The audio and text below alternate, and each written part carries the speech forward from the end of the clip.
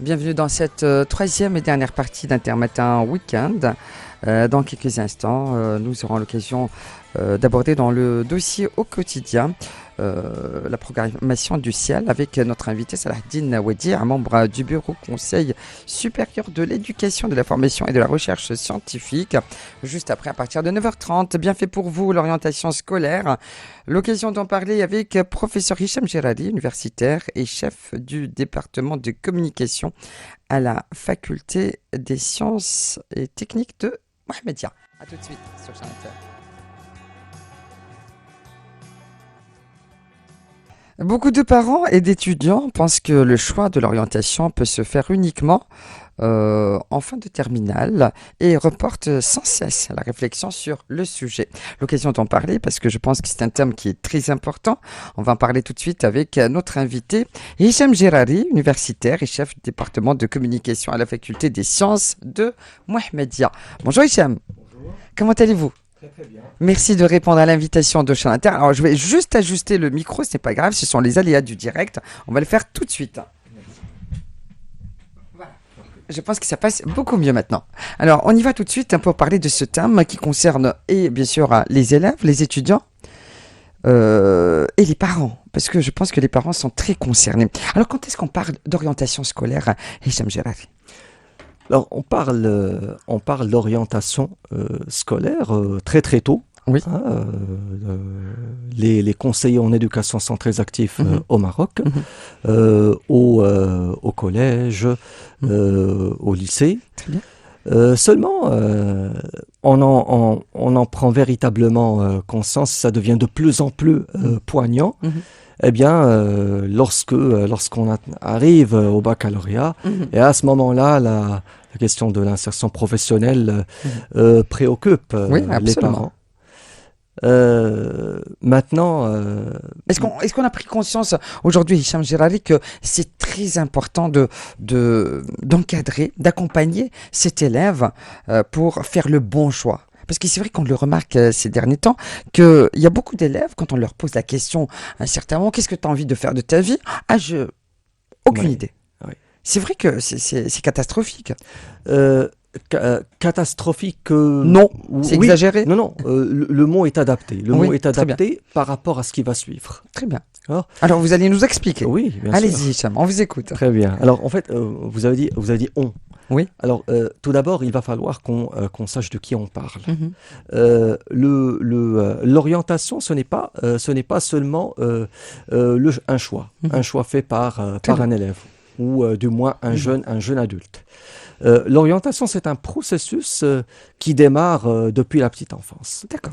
Et justement, dans ce on, il y a l'environnement familial qui intervient. Alors, nous avons des histoires réussies, des enfants qui sont devenus des adultes, qui ont réussi leur vie, leur carrière. Pourquoi? Parce qu'ils ont été influencés positivement, parce qu'ils ont trouvé des modèles et parce qu'ils savaient ce qu'ils voulaient être ou devenir en atteignant chaque phase d'évolution dans leur cursus scolaire. On aurait aimé que ce soit le cas pour tout le monde. Seulement... et il y a les autres. Alors, les autres, justement, quand on va parler des autres, on va parler de ces apprenants qui ont eu tant bien que mal l'occasion, justement, de faire des rencontres, de bénéficier de campagnes de sensibilisation, de rencontrer leurs conseillers, etc. Et surtout, de côtoyer pratiquement au même titre que leurs parents, les enseignants. Des enseignants qui les fréquentent peut-être plus que les autres. Et c'est à ce moment-là peut-être que ça devient complexe. Alors, je vais revenir à ce mot catastrophique. Au baccalauréat, on va penser formation-emploi. Alors que nous sommes... Très bien. Alors que nous sommes peut-être en mesure de se dire qu'il faudrait peut-être insister davantage en amont sur un triptyque qui est... Il faut nous expliquer, Hicham. Oui, alors, il faut expliquer aux auditeurs, parce que c'est vrai que peut-être qu'ils pataugent, ils se posent des questions, ils appréhendent, ils ont peur. Et vous avez parlé de on, vous l'avez répété en disant oui, c'est l'élève, c'est le parcours de tout un élève avec son passif, etc. Mais il y a les parents derrière. Oui. Et les parents qui ont peut-être raté des choix dans la vie, qui voudraient que leur enfant fassent leur choix, parce qu'il faut le dire, hein, on est dans la transparence ce matin, n'est-ce pas, Hicham Jarrari? Donc, alors comment trancher, comment faire le bon choix, comment accompagner ces enfants pour une bonne orientation scolaire? D'accord. Le bon choix, tout d'abord, ça commence par une relation sécurisante. La relation entre le parent et l'enfant est importante, donc la santé mentale est importante, la santé physique. Cela conditionne la relation à l'environnement scolaire. Donc, un enfant qui reçoit suffisamment on va dire de bagages sécurisants de la part de sa famille, eh bien, il va s'attendre à avoir quelque chose de complémentaire dans le système scolaire. Une fois, on va parler à ce moment-là de compétences, de qualité, de contenu, eh bien, par la suite, on aura à passer d'un cycle à l'autre. Il va y avoir les fréquentations, les pairs qui vont transmettre leur expérience personnelle. Et quand on va être au bord on va dire, d'un choix, soit vers la formation professionnelle, soit vers la formation académique, à ce moment-là, eh bien, on commence à rêver grand. Et les parents, justement, sont en droit de vouloir tout ce qu'il y a de meilleur pour leurs enfants. Très bien. Oui, ça c'est sûr, je suis entièrement d'accord avec vous. Hicham Jarrari, bien sûr, ils sont là pour accompagner ces enfants, tout d'abord pour qu'ils soient heureux et réussir leur vie professionnelle. Mais quels sont, on va dire, les facteurs importants à prendre en compte lors de la sélection on va dire, d'une carrière ou d'un domaine d'études? D'accord. Tout d'abord, la prise de conscience que nous avons devant nous un individu, une personnalité qui a atteint l'âge de prendre des décisions toute seule, qui est en droit de dire ce qui est bien, ce qui ne l'est pas. À partir de quel âge alors? C'est à partir de chaque âge. Pourquoi? Parce qu'on parle de renforcer la confiance de l'enfant en lui-même pour qu'il puisse se débrouiller, être en mesure de savoir ce dont il a besoin. Est-ce qu'on est mature à l'âge de 12 ans, de 13 ans?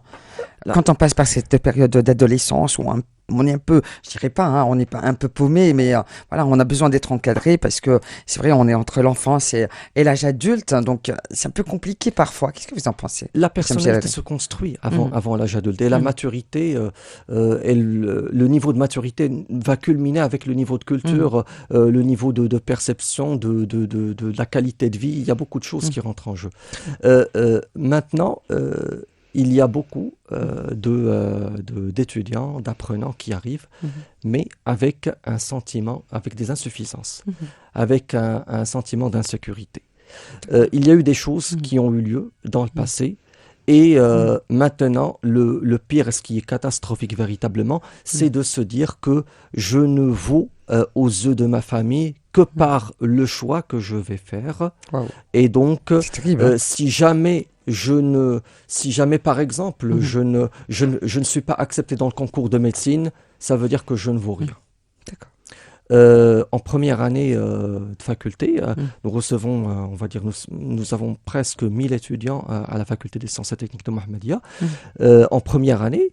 Et je peux vous dire que en encadrant les cohortes d'étudiants, nous sommes pratiquement à 60 à 70% d'étudiants déçus du choix qu'ils n'ont pas fait, mais qu'ils pensent avoir été obligés de le faire. Pourquoi? Parce que on est loin de se dire qu'on a besoin d'un moment d'introspection, de bilan, pour faire un bon choix. Et c'est là où ça devient intéressant et vraiment difficile, parce que c'est bien d'être confronté à un conflit, parce que la meilleure chose qui pourrait arriver à un futur professionnel, c'est de surmonter le conflit et d'être fort d'une expérience et d'un certain nombre de points forts qui pourraient le qualifier à devenir, on va dire, quelqu'un d'autre. C'est là où notre rôle, justement, et parmi justement les éléments sur lesquels il faut tabler, bien, il y a la formation des personnes ressources, la polyvalence, parce que véritablement, il faut dire que bien que nous restions en veille tout le temps, eh bien, nous avons besoin d'abord de connaître cet étudiant. Nous avons besoin qu'il vienne vers nous. Nous avons besoin de diversifier nos interventions. Il n'y a pas que la formation, il y a aussi le coaching personnel. Il y a D'ailleurs, vous êtes là pour nous coacher, Hicham Jarari. Non, mais c'est vrai. Vous êtes là pour partager avec les auditeurs de Chant Inter, ceux, comme j'ai dit tout à l'heure, qui n'osent pas, qui ont peur, qui n'ont pas fait les bons choix, qui se sont permis peut-être une année sabbatique cette année parce qu'ils ont fait effectivement un mauvais choix cette année. Donc, comment peut-on les encadrer, les aider à faire peut-être un bon choix pour l'année prochaine? Écoutez, la meilleure chose, c'est de se poser les bonnes questions. Alors, quelles sont les questions qu'on devrait se poser? Alors, les questions qu'on devrait se poser... Allez, on note. Nous devrions se dire qui on est.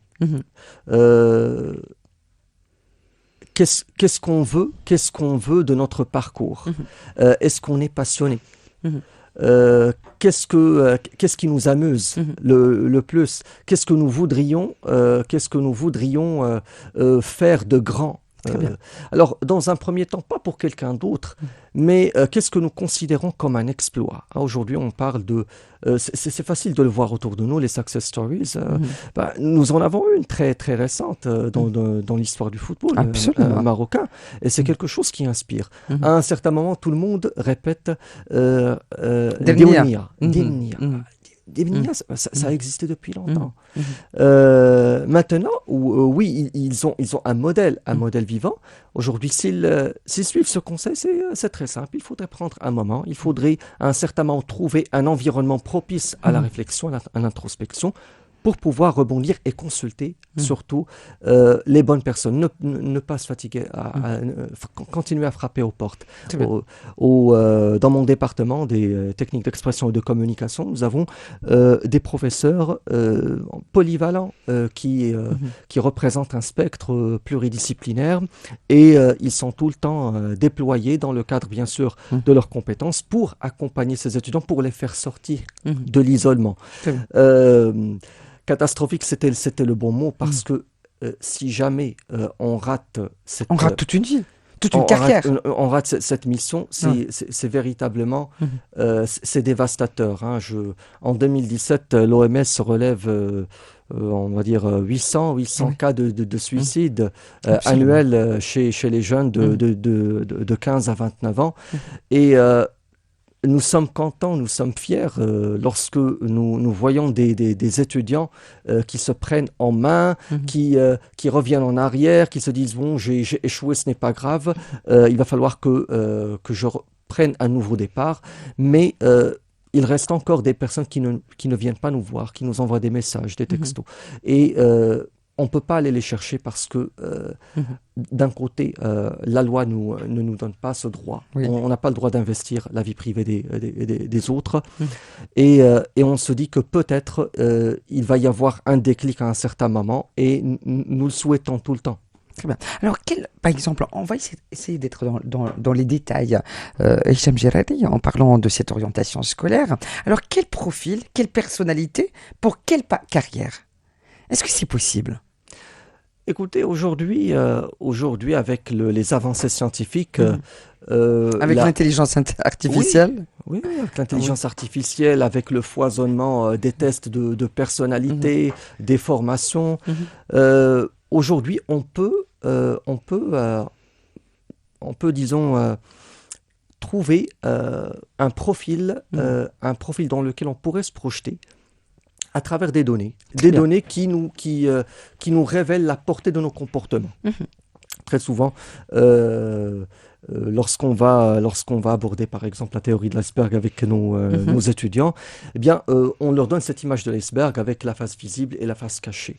Et justement, ce qui nous intéresse, c'est que l'étudiant puisse aller le plus loin possible dans cette face cachée pour qu'il puisse se connaître lui-même. À partir du moment où il passe des tests, c'est là où il commence à prendre peut-être conscience de ce qu'il fait, de ce que signifie tel ou tel comportement et surtout de ses déficits. Et à ce moment-là, lorsqu'il dit, eh bien, moi je cible, par exemple, moi je veux être un grand architecte, moi je veux être ceci, cela, à ce moment-là, les tests vont l'orienter vers le type de profil auquel il faudrait qu'il ressemble pour qu'il puisse être admissible, on va dire d'un point de vue administratif et académique, dans le circuit qui va lui permettre justement d'atteindre peut-être cette vocation. Très bien. Alors, une autre question que j'aimerais vous poser ce matin sur les ondes de Chant Inter, je pense que ça concerne pas mal d'étudiants ou d'élèves qui nous écoutent ce matin. Choisir une carrière artistique, ça reste toujours un tabou parce que les parents choisissent et souhaiteraient que les enfants choisissent une carrière, on va dire, de sécurité. Qu'est-ce que vous en pensez, Hicham Jalali? Est-ce que les choses ont changé aujourd'hui? Les choses changent. Le changement est là. Un parent aujourd'hui des années 60, 70, 80 n'est pas un parent des années 90, n'est pas un parent on va dire du 21e siècle. Mais il y a quelque chose qui joue, c'est justement les apparences, le prestige. Les parents, avant toute chose aujourd'hui, pensent à investir, et quand on investit, on voudrait qu'il y ait retour sur investissement. Et aujourd'hui, il faut le dire, il y a beaucoup de facteurs complexes comme par exemple nous avons d'abord le statut de l'artiste au Maroc. On peut pas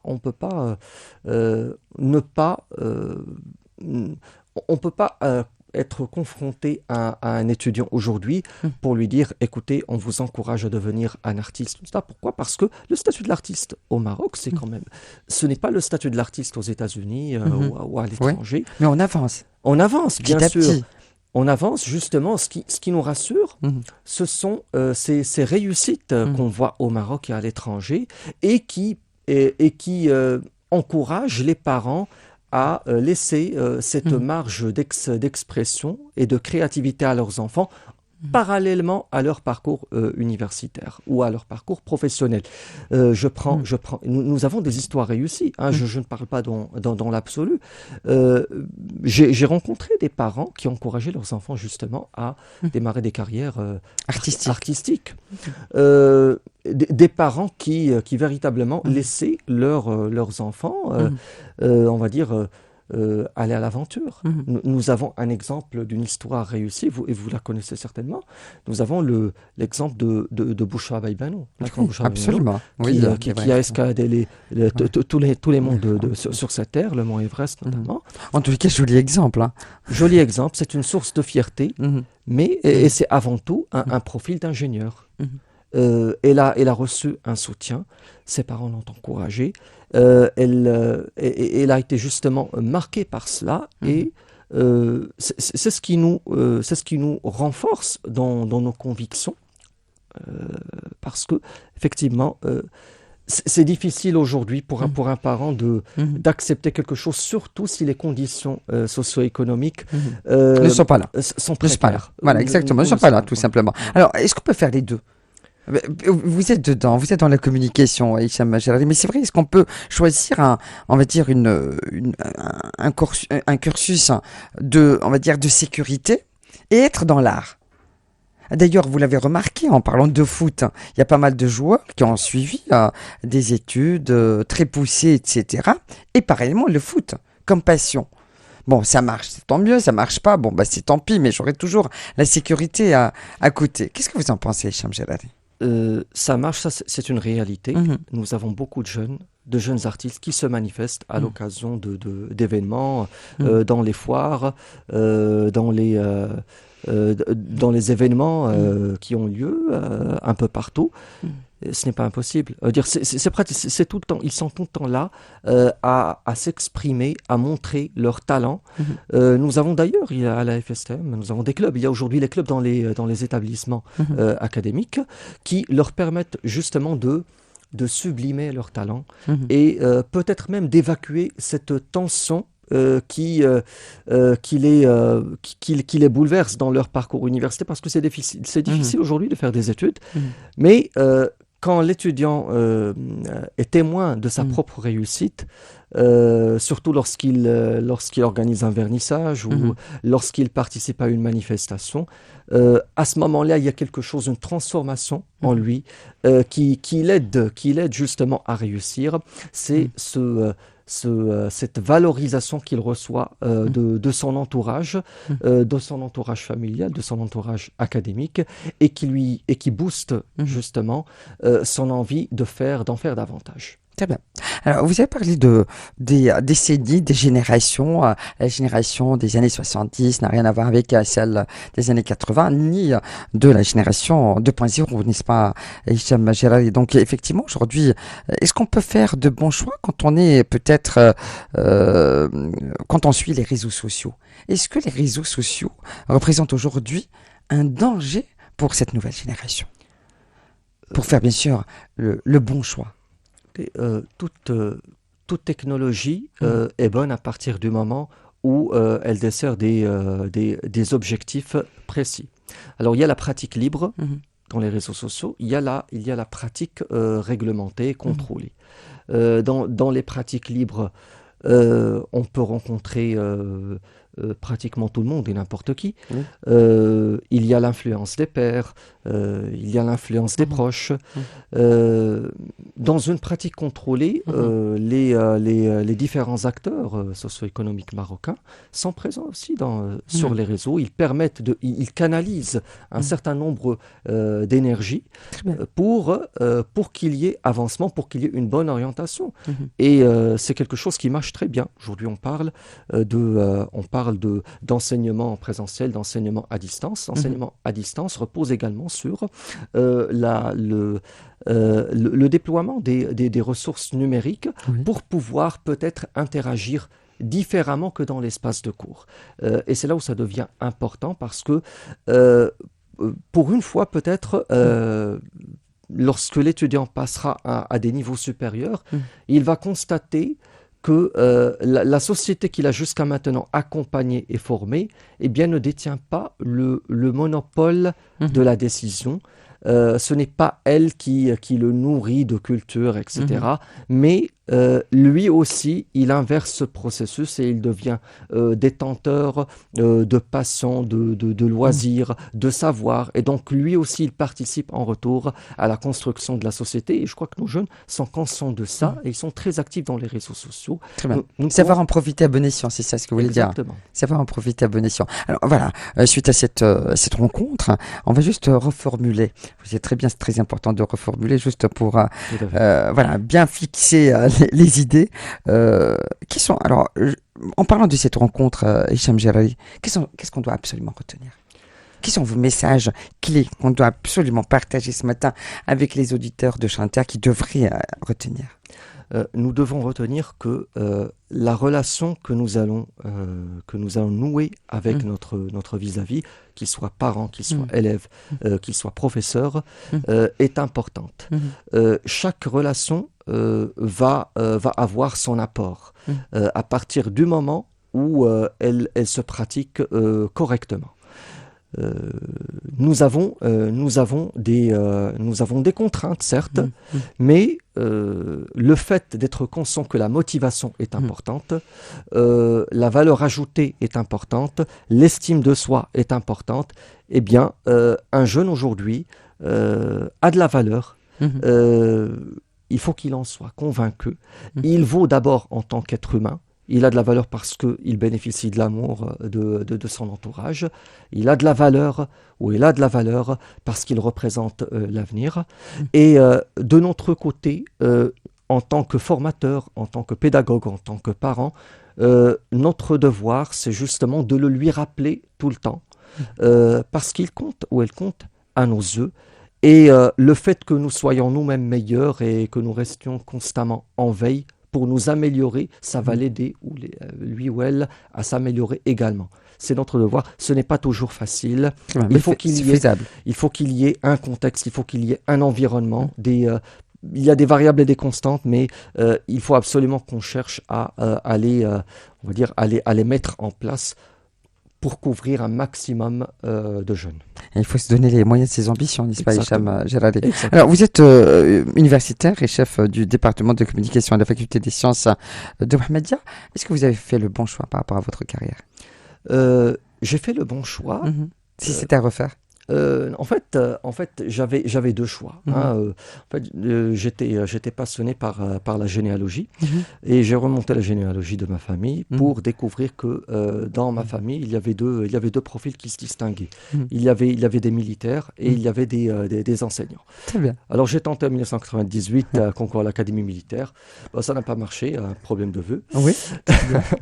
Et du coup, je me suis dit, eh bien, il va falloir justement penser à quelque chose de noble.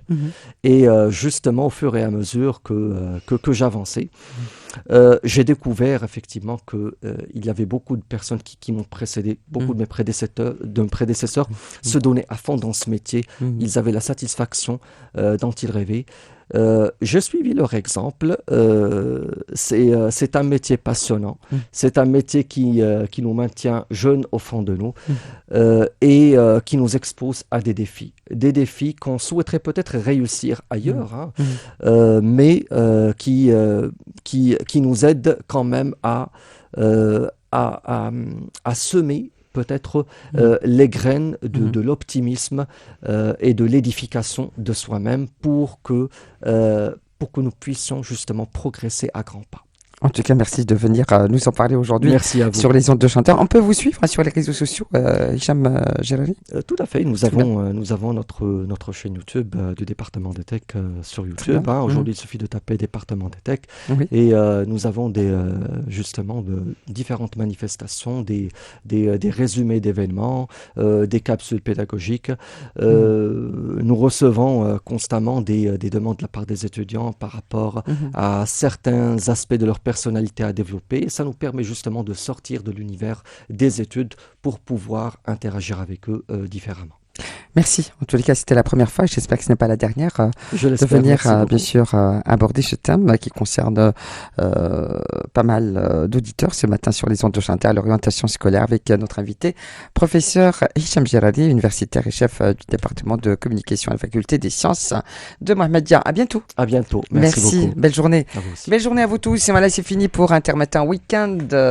Merci à Ablerni Mouhtari qui m'a accompagné pour la réussite de cette émission juste après le flash. Rendez-vous avec Intermatin Week-end de plus, préparé et présenté par Imen Msaf. Je vous souhaite de passer d'agréables moments avec la suite de nos programmes sur Chaîne Inter. Bye bye.